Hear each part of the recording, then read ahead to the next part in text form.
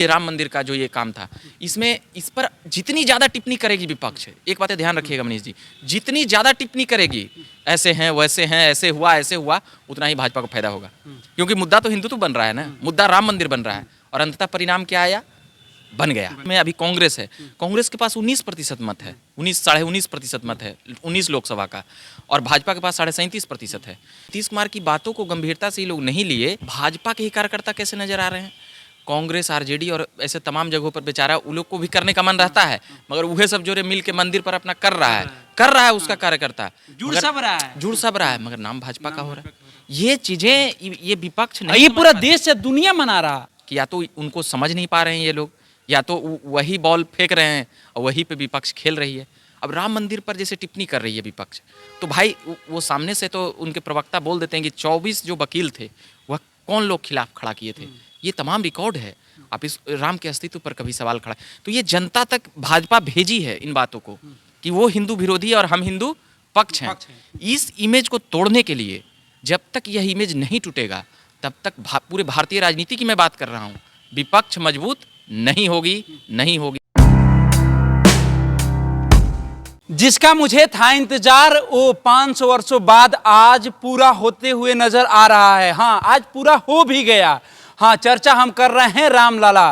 अयोध्या में रामलला का प्राण प्रतिष्ठा हो गया और 2024 लोकसभा चुनाव को लेकर हम रामलला और 2024 लोकसभा चुनाव पर चर्चा करेंगे। नमस्कार, मैं हूं कुमार मनीष और हमारे साथ हमारे युवा पत्रकार रविकांत है। स्वागत है आपका रविकांत जी। जी बहुत बहुत धन्यवाद। रामलला का जिसका इंतजार 500 वर्षों से हो रहा था, पूरे भारत पूरा विश्व कर रहा था कि कब रामलला का जगह स्थान मिलेगा, आज अयोध्या में उनका प्राण प्रतिष्ठा हो गया। अब इसको लेकर जो राजनीतिक में जो सियासी घूम रही है, क्या इसमें बीजेपी को ज़्यादा फायदा दिखते नजर आ रहा है क्या? देखिए, भाजपा तो शुरू से ही उसको अपना एजेंडा में रखी ही थी और आज हुआ पूरा कर दी या पूरा हो गया। अनेक मतभेद विरोधों के बाद भी इसमें विपक्ष को एक मौका था कि इसमें उपस्थित होकर या ऐसी कोई भी चीज़ें हो भजाने का मौका था। हाँ, जो भी उसको कह लीजिए कि उसको वहाँ पर उपस्थित होकर और ऐसी तमाम चीज़ों का समर्थन करके हिंदुओं के मन में जो एक विपक्ष के प्रति हिंदू विरोधी की जो छवि थी उसे दूर करने का एक प्रयास का एक माध्यम आज बनता। मगर हमें ऐसा लगता है या और भी कई लोगों को लगता है कि वहाँ पर थोड़ा सा चूक गई। अगर रहते तो उसका भविष्य में ये कहने के लिए होता कि जब प्राण प्रतिष्ठा हो रहा था। अब ये इसको आप लाख विरोध कर लीजिए, शंकराचार्य जी भी कुछ क्या कुछ चारों शंकराचार्य जी विरोध जैसे उन लोगों का तमाम मत और तमाम चीज़ें सुनिए, वो हिंदू पैरोकार और हिंदुत्व के पक्ष में ही बोल रहे थे कि भाई प्राण प्रतिष्ठा मंत्र और ऐसी तमाम चीज़ों का, और वहाँ पर प्रधानमंत्री होंगे तो फिर हमारा क्या है उनका क्या है, तो ऐसी जो कई बातें कर रहे थे, चाहे वो कोई भी लोग हों। मगर देखिए, शंकराचार्य की जो बात है हम कह रहे हैं, उनका एक ही उनका दिख रहा था कि मंदिर का भव्य तरह से निर्माण हुआ नहीं, पूरी तरह कंप्लीट हुआ नहीं, तो फिर प्राण प्रतिष्ठा क्यों, तो उसको लेकर उन्होंने तर्क भी आया था, चाहे वह सोमनाथ का मंदिर हो या ऐसे और भी कई लोग तर्क भी दिए। आम पब्लिक से भी, जो पब्लिक बाइट करने जाएगा तो वो भी तर्क दे रहे थे कि घर पूरा नहीं बनता है तो हम आधा अधूरा घर का भी गृह प्रवेश करके जाते हैं, और ये बातें तो ये प्राण प्रतिष्ठा की थी। तो ये कह सकते हैं कि इस पर ज़्यादा कुछ टिप्पणी करना या ज़्यादा कुछ कहना, मतलब कि किसी के लिए भी, चाहे वह कोई सही नहीं रहेगा, कोई भी हो, वो उचित नहीं है और वो पूरी तरह से पूर्णतः कोई सही नहीं, वो इस पर कोई बयान दे करके कह दें कि हम ही सही हैं, वो नहीं हो सकता है। और यहाँ पर हुआ वही, कई लोग वही कर रहे थे, चाहे आप शंकराचार्य रहिए या कुछ भी रहिए। पब्लिक देखती है कि कौन क्या कर रहा है और कौन किसकी वजह से किसके मैनिफेस्टो में।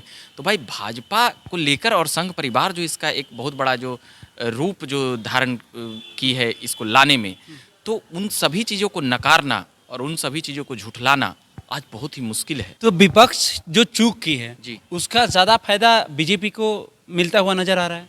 भाजपा तो शुरू से ही हिंदुत्व का राजनीति करती है। अब देखिए, महंगाई और बेरोजगारी का मुद्दा क्यों नहीं बनी, इसका कारण विपक्ष भी है। नरेंद्र मोदी इन तमाम नेताओं से और तमाम पार्टियों से इतना वो ऊपर की चीज़ें हैं कि या तो उनको समझ नहीं पा रहे हैं ये लोग, या तो वही बॉल फेंक रहे हैं और वही पे विपक्ष खेल रही है। अब राम मंदिर पर जैसे टिप्पणी कर रही है विपक्ष, तो भाई वो सामने से तो उनके प्रवक्ता बोल देते हैं कि 24 जो वकील थे वह कौन लोग खिलाफ खड़ा किए थे, ये तमाम रिकॉर्ड है। आप इस राम के अस्तित्व पर कभी सवाल खड़ा, तो ये जनता तक भाजपा भेजी है इन बातों को कि वो हिंदू विरोधी और हम हिंदू पक्ष हैं। इस इमेज को तोड़ने के लिए जब तक यह इमेज नहीं टूटेगा तब तक पूरे भारतीय राजनीति की मैं बात कर रहा हूँ, विपक्ष मजबूत नहीं होगी, नहीं होगी, नहीं होगी। आप कुछ भी कर लीजिए। कांग्रेस के नेता थे, उनका कहना था कि देखिए जब 142 सांसदों का जब वहाँ से निलंबित किया गया था तो दिल्ली में मैं मौजूद था, तो मैंने सवाल किया तो उन्होंने कहा कि जब तक विपक्ष मजबूत नहीं रहेगा तब तक देश का राजनीति नहीं चल सकता है। नीतीश कुमार कितने मैच्योर्ड और कितने मंझे हुए नेता थे, तो विपक्ष वो बार बार क्यों कह रहे थे कि सीट शेयरिंग पे बात करिए और ये तमाम चीजें। विपक्ष में अभी कांग्रेस है, कांग्रेस के पास 19% मत है, 19.5% मत है 19 लोकसभा का, और भाजपा के पास 37.5% है। तो 37.5 और 19 कितना हो गया, 50% सीधे आधा है जो मेन विपक्ष है। तो नीतीश कुमार वहाँ पर का कहना यही था कि सीट शेयरिंग और तमाम जो तालमेल की बातें हैं वो जल्दी करिए, समय हो रहा है। आपत्ति आज जता रहे हैं ना, नाखुश होते हैं, तो भाई विपक्ष इतना बेहतर ढंग से क्यों नहीं सबको एक कर पा रही है। नीतीश कुमार की बातों को गंभीरता से ये लोग नहीं लिए, वो कुछ भी रहे, उनका 45 को विधायक रहे, मगर जो बातें वह बोल रहे थे कि सभी विपक्षियों का एक उम्मीदवार हो, तो इन तमाम बिंदुओं पर कोई सोचने वाला नहीं था, कोई कुछ करने वाला नहीं था। तो अंततः नीतीश कुमार ने भी संयोजक का जो पद अंतिम ही कह सकते हैं, अब वो भी सोचोगे महीना भर में हम क्या कुछ कर लेंगे भाई यहाँ, तो उसका अब कह सकते हैं कि विपक्ष को अब खामियाजा भुगतना पड़ेगा यहाँ। और ऊपर से जो ये राम मंदिर का जो ये काम था, इस पर जितनी ज़्यादा टिप्पणी करेगी विपक्ष, एक बात ध्यान रखिएगा मनीष जी, जितनी ज़्यादा टिप्पणी करेगी ऐसे हैं वैसे हैं ऐसे हुआ, उतना ही भाजपा को फायदा होगा। क्योंकि मुद्दा तो हिंदुत्व बन रहा है ना, मुद्दा राम मंदिर बन रहा है, और अंततः परिणाम क्या आया, बन गया। तो आंसर भी बलिदान देने के बाद आखिरकार ये जीत हुई, रामलला की जीत हुई। अब इसमें 92 वाला दौर में जाइएगा तो लोग नहीं, पहले आज की चर्चा में कर रहा हूं, आज ही फिर आप आज का चर्चा में इसलिए करना चाहता हूं, बिहार से पार्टी वाई बात करते हैं, जी। पर नेता का बात करेंगे तो हम लोग बहुत लंबी वीडियो हो जाएगी। अगर पार्टी वाई बात करते हैं, कौन कौन से पार्टी के नेता जो प्रमुख है वो पहुंचे हैं अयोध्या में? सबसे ज्यादा तो उत्साही और सबसे ज्यादा उमंग में तो चिराग पासवान नजर आ रहे थे, सबसे ज्यादा। मोदी का हनुमान बोले जाते हैं। हाँ, मोदी का हनुमान। तो वो चाचा भी पहुंचे हुए हैं, चाचा को भी निमंत्रण किया था। हाँ, गया था, मगर लेकिन अभी तक उनका सोशल मीडिया पर कोई प्रोफाइल अभी दिखा नहीं, वीडियो दिखा कुछ भी चीजें नहीं दिखी। चिराग पासवान का सुबह से दिख रहा है। हाँ, वो तो सुबह से देखिए, वो चिराग पासवान इस देश के नव जो जनमानस और इस देश मतलब राजनीतिक धारा को समझ पा रहे हैं कि ये किस ओर जा रही है, वो उसे बेहतर ढंग से समझे हैं। और उसे बेहतर ढंग से कह सकते हैं कि जैसे नरेंद्र मोदी ने भुनाया या भंजाया, जिसको ठेठ शब्दों में कह सकते हैं। भाई अब हिंदुत्व की ही बात करके अगर वो सत्ता में आ जाते हैं और महंगाई, बेरोजगारी और ऐसी तमाम मुद्दों पर वह काम करते हैं, भले वह हो न हो, देश में बहुत सारे काम हो न हो, मगर 370 को आप झुठला नहीं सकते। 370 जो कश्मीर में जो वो धारा जो 35 एक देश में 2 प्रधान 3 तलाक, ये सब क्या था? एक देश में 2-3 तरह का जो सिस्टम चल रहा था, उन तमाम चीज़ों पर अगर काम हुआ है तो उस चीज़ को लेकर तो बोलेगी। सीए, अभी एनआरसी की बात हो रही है, तो ऐसी कई चीज़ें देश को आंतरिक और बाहरी चीज़ों को एक सुशोभित और मजबूत करती है, उन सब चीज़ों पे अब चर्चा हो रही है। ये उनकी कह सकते हैं कि है उनका। पहले चर्चा कर लेते हैं बिहार के नेताओं पर, फिर चर्चा करेंगे हम। तो अब हम आगे पहले चिराग पासवान, उसके बाद चाचा को भी निमंत्रण मिला था। हाँ, तो चाचा इसी असमंजस में लगता है रह गए कहीं ना कहीं कि वो क्या किया जाए। दोनों को निमंत्रण खबर तो 4 पिछले सप्ताह से चल रहा है, नीतीश जी फान ही गए, मगर रुक जा रहे हैं। लालू जी गए 17 सीट को लेकर। अब एक नेता है मुकेश सहनी। मुकेश सहनी का कल बनारस में उन्होंने उनका एक वीडियो आया सामने, कल बनारस में वो पूरा अपनी टीम के साथ भोलेनाथ का, काशी विश्वनाथ जी का दर्शन किए। मगर अभी शाम हो चुका है, मुकेश सहनी के जाने की बातें और खबरें नहीं आई है। तो मुकेश सहनी, मगर उनको अमित शाह से जो दोस्ती है या जो कुछ भी कह सकते हैं, वो चीजें तो झुठला नहीं सकते। वो सोशल मीडिया भले ना दिखाना चाहते हो, लेकिन वहां पहुंचेंगे जरूर, क्योंकि याद करिए आप उस दौर का रामायण, केवट जी जिस तरह से नैया का खवैया बने थे, तो कैसे सहनी जी छोड़ सकते हैं। तो वही इस बात को सहनी वोटर भी कहीं ना कहीं घूर फिर के रामे के पास पहुंचते हैं और राम को लेकर भाजपा चल रही है। नहीं, जिस तरह से संकल्प यात्रा मुकेश सहनी निकाले थे, बिल्कुल। गंगा जल लेकर, हाँ, राम जी का हर मंच पे शपथ दिलवाए थे। गंगा जी का जो शपथ दिला रहे थे, राम जी का हर जगह नाम ले रहे थे, हर जगह चिल्ला चिल्ला कर कह रहे थे कि जैसे केवट जी राम जी का नाव पार किए थे, वैसे हम भी पार करेंगे। तो नैया के खवैया आज मुकेश सहनी जरूर बनेंगे, जाएंगे तो जरूर। मुकेश सहनी का भले ही सोशल साइट से नहीं आया है, मगर अभी तक खबर यह है कि आज वो जाएंगे। हो सकता है मुकेश सहनी आस्था को लेकर वो पॉलिटिकल में ना आना चाहते हैं, सोशल मीडिया पर ना डालना चाहते हो और जाकर वहां दर्शन करें। हाँ, ये भी हो सकता है, ये भी हो सकता है, ये भी हो सकता है। अब तो नेताओं की जाने की वहाँ बाढ़ आएगी। 22 के बाद 22 तक कुछ पाबंदी थी, तो 22 तक ये भी था। चलिए, ये तो हो गया, एक हो गया आपका चिराग पासवान जी, चाचा जी को लेकर असमंजस बना हुआ है। सहनी जी का अभी फाइनल अभी पोस्ट कोई नहीं दिखा है, गए कि नहीं। अब आ जाते हैं राजद पे, जिस तरह से बगावत और कांग्रेस जो बगावत की है, खेद भी प्रकट कर देंगे, हम यहाँ व्यस्त थे, वहाँ व्यस्त थे, बाद में आ जाएंगे। मगर विपक्ष ने तो बाइकआउट कर दिया। कांग्रेस अब क्या बोलेगी? कांग्रेस कह रही है कि नहीं, कांग्रेस और राजद दोनों पर चर्चा करना। हाँ, कांग्रेस और राजद जो है, ये दोनों, जैसे बाकी सब तो कुछ असमंजस में है, कुछ नहीं गए, कुछ गए, मगर ये दोनों है विरोध किए।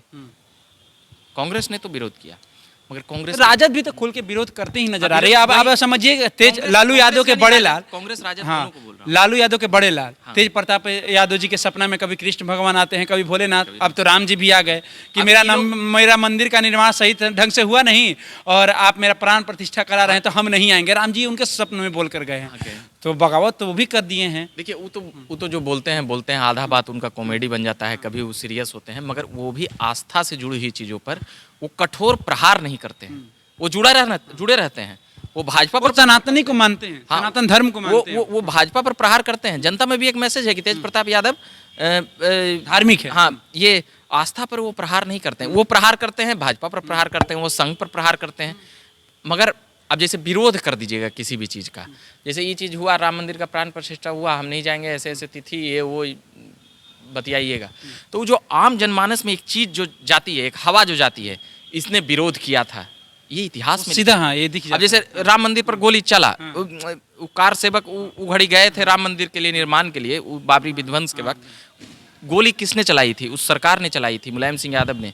आज तक इस बात को भाजपा बोलती है, आज तक इस बात को उसके समर्थक बोलते हैं कि एक पॉइंट दे दिया, बोलने का मौका मिल गया, राम भक्तों पर गोली चलवाई। अब क्या लगता है कि भाजपा इसी को लेकर लोकसभा चुनाव में घूमेगी क्या? बिल्कुल, जनता के सामने। क्यों नहीं? ऐसा राजनीति कौन नहीं करना चाहेगा? जब बेमुक्त का क्रेडिट मिलता था, अब तो क्रेडिट खुल के ले रही है भाजपा। विपक्ष और बढ़ावा दे दी है, बीजेपी को मजबूत कर। पहले संघ परिवार और तमाम चीजों से पीछे आकर भाजपा क्रेडिट लेती थी, मगर अब तो खुलेआम मंच से ले रही है, तो डायरेक्ट फायदा हो रहा है।